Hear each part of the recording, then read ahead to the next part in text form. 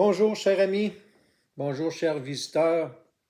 Euh, mon vidéo d'hier ou d'avant-hier, mon dernier vidéo, là, de toute façon, j'ai perdu la notion du temps.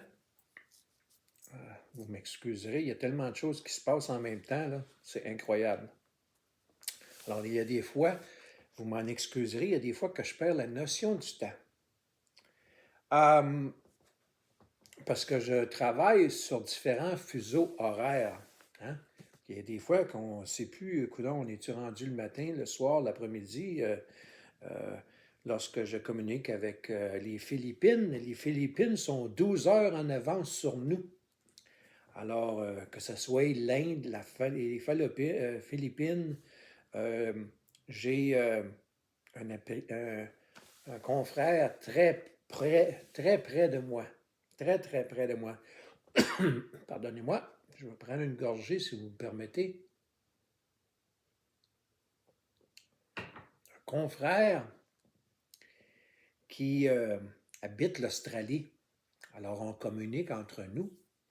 Et vous savez que l'Australie et les Philippines sont dans une région du monde avec un fuseau horaire passablement différent que nous. Je parle en fuseau horaire, là, je parle là, l'heure, s'il est 2 heures de l'après-midi en Amérique du Nord, la côte est de l'Amérique du Nord, euh, c'est tout autrement dans la région de l'Asie-Pacifique, on va dire. Asie-Pacifique, ça inclut Japon, Philippines, Australie, Nouvelle-Zélande, toute cette région-là. Alors, c'est pour vous dire qu'à un moment donné, je travaille all around the clock, à différents moments de la journée, de la soirée et de la nuit quelquefois. Alors voici le vidéo que j'ai fait, le tout dernier vidéo que j'ai fait sur la doctrine chrétienne la plus détestée. Ça en a réveillé une couple, j'imagine, parce qu'ils ne s'attendaient pas à ça, puis ils ne croyaient pas que cela était possible. Que vous soyez agnostique, athée, catholique, protestant, orthodoxe, c'est quelque chose qui, normalement, fort probablement, je dirais, vous aurait surpris, ce titre, que j'aborde ce sujet-là.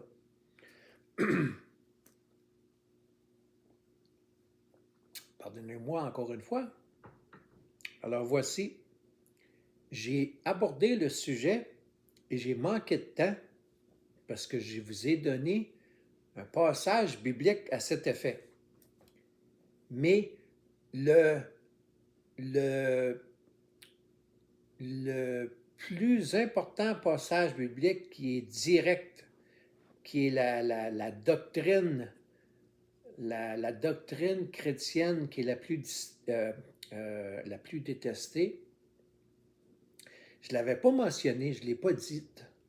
J'en ai parlé que Jésus et son message n'étaient pas reçus avec joie et avec amour. On détestait Jésus et son message. Et parce il venait en conflit direct avec les chefs religieux de l'époque, les Juifs. Okay? Les Juifs se sentaient pas se sentaient, il était contredit continuellement par Jésus. Il, euh, il en était offusqué et il rentrait souvent face à face avec Jésus dans une argumentation et il avait de la misère à comprendre Jésus. Et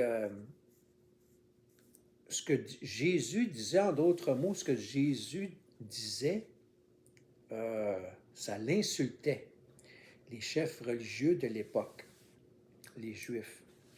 Bon, venons-en à la doctrine, le passage biblique qui va directement exposer ce que je dis. Vous trouverez ça dans le livre de Jean, chapitre 7, verset 7. Là, prenez ça en note, là. Livre de Jean, chapitre 7, verset 7.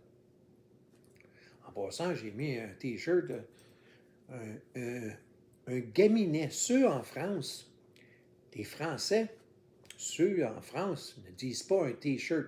Bon, il y en a quelques-uns qui disent un t-shirt, mais je me souviens, dans le temps, je pense que c'est encore le cas, ils utilisent le mot gaminet. Gaminet, au lieu de dire t-shirt.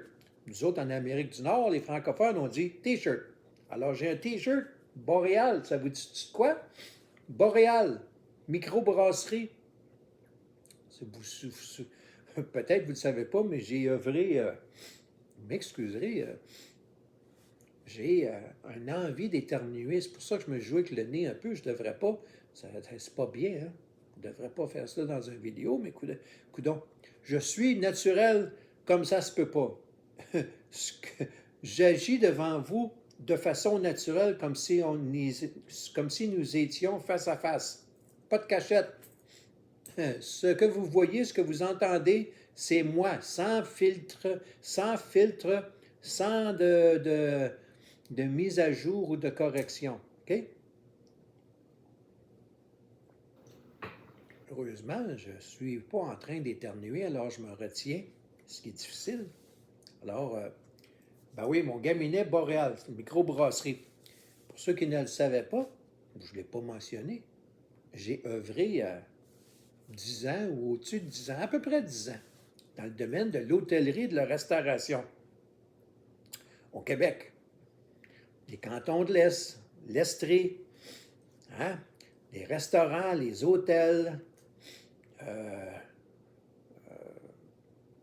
J'ai fait ça pendant quelque temps. J'ai occupé plusieurs postes différents. Et ça fait plusieurs années de cela, lorsque j'étais beaucoup plus jeune. Alors, si j'en reviens, c'est pour ça que c'est vaste. Mon réseau de connaissances puis mon réseau de contacts est assez vaste dans différents domaines. Quand on commence à travailler à 16 ans, à l'âge de 16 ans, et que là, on est rendu à un âge où on peut penser à la retraite, on a accumulé du millage. Hein? Alors, c'est ça que je partage avec vous. Je ne partage pas avec vous mon expérience au niveau de l'hôtellerie et de la restauration, mais j'en reviens au passage biblique ici. Je vous le lis. Prenez ça en note. Livre de Jean, chapitre 7, verset 7. Ça va directement exposer ce qu'était ou ce qu'est la doctrine chrétienne la plus détestée. Alors, je lis. Le monde, là, c'est Jésus qui parle. Là. Il parle à ses disciples. Okay? Le monde ne peut pas vous détester, tandis que moi, il me déteste parce que je témoigne à son sujet que sa manière d'agir est mauvaise. Excusez-moi. Dans cette phrase, ça résume entièrement ce qui... la version anglaise, en fait, est encore plus...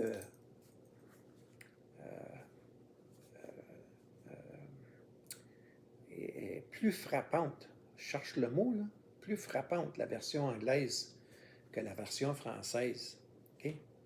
Je vais l'expliquer. Alors, je répète, le monde... Quand on parle le monde, là, c'est ceux qui ne sont pas chrétiens, okay, qui ne sont pas croyants. Le monde ne peut pas vous détester, tandis que moi, Jésus parle de lui-même, il me déteste parce que je témoigne à son sujet, il témoigne au sujet du monde, que sa manière d'agir est mauvaise. Qu'est-ce qu'il veut dire par là? Hein? En d'autres mots, c'est comme s'il giflait les chefs insultaient ou giflaient ceux qui le contredisaient. Il rentrait en opposition directe avec les chefs religieux, les Juifs de l'époque, en leur disant pratiquement, vous êtes des menteurs, vous êtes sataniques, vous allez tous en enfer. Je paraphrase, c'est à peu près ça.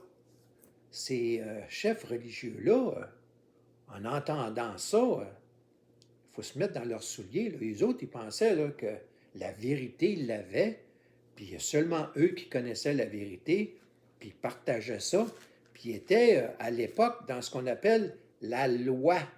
Okay? La fameuse loi. Il y en a qui vivent selon la loi, encore de nos jours. À ce moment-là, c'était le cas. Alors, Jésus, la loi, là, il a tassé ça pas mal, là, la loi. Là, okay? Alors, je vais lire ici le commentaire qui va avec pour le verset, chapitre 7, verset 7. Puisque le monde a détesté Jésus, ne soyons pas étonnés si nous le suivons. On parle de ceux qui suivent Jésus. Ne soyons pas étonnés si nous le suivons, qu'il nous déteste aussi. Si nous ne connaissons que le succès, assurons-nous que nous suivons bien Christ comme nous le devrions. Nous pouvons être reconnaissants lorsque tout va bien dans notre vie, mais ce ne doit pas être le fruit d'une désobéissance ou d'un engagement seulement partiel de notre part envers Jésus.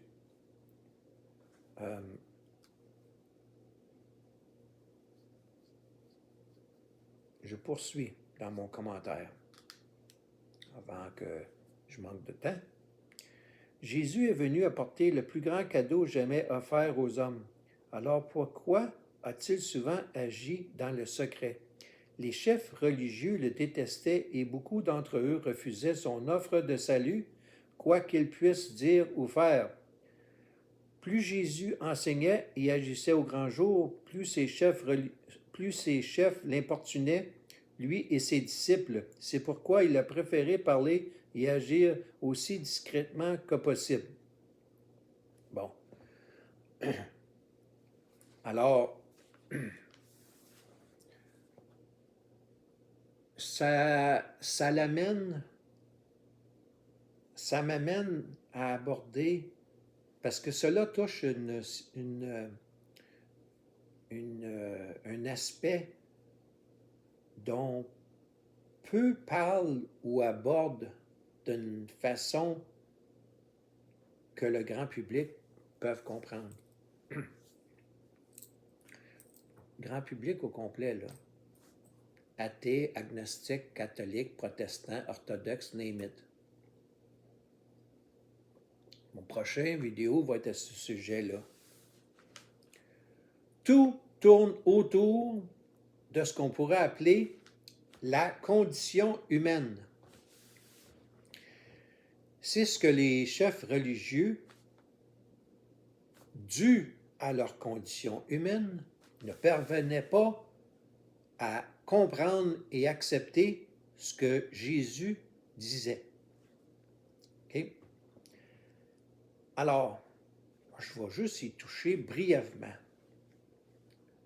Qu'est-ce que j'entends par la condition humaine? La condition humaine étant notre nature pécheresse. C'est notre condition humaine avec laquelle on doit vivre.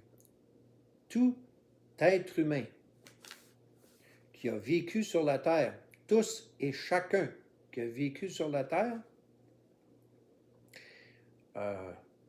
jusqu'à nos jours, incluant nous qui vivons présentement, nous avons tous cette nature pécheresse.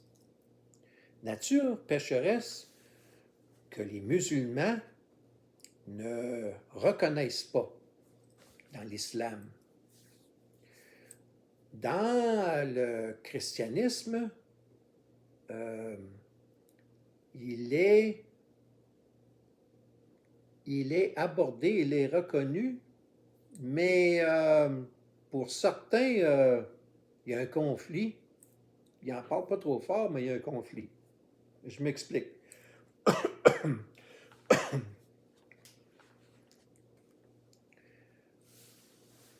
Ne vous étonnez pas. Ben, je pose la question. En fait, je vais l'aborder d'une autre façon, là.